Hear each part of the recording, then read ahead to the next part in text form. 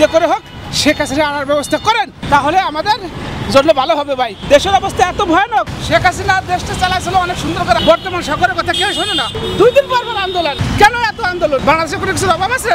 আমাদের বাচ্চারা লেখাপড়া করে না, খালি কখন আন্দোলন হবে? 3 টাকার গ্যাস রাখছে, শেষ, এখন বাসায় যাবো, যেতে পারতেছি না গ্যাস ছাড়া।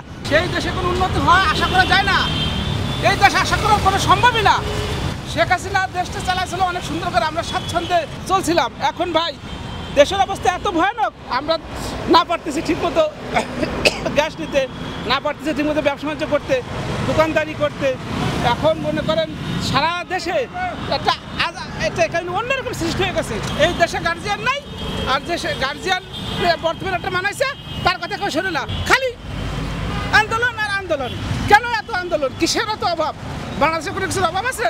এই আন্দোলন সারাদিন আন্দোলন, আন্দোলনের কারণে আমরা জ্যামে থাকি আর গ্যাসও পাই না, ঝামেলার ভিতরে আছি ভাই।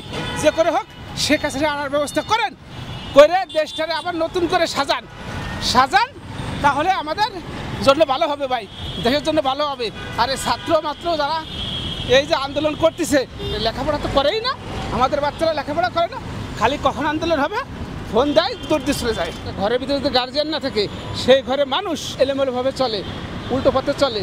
আর যে দেশে গার্জিয়ান পারফেক্ট ভালো জ্ঞানী গুণী গার্জিয়ান না থাকে, সেই দেশে কি আশা করা যায়? কিচ্ছু আশা করা যায় না ভাই।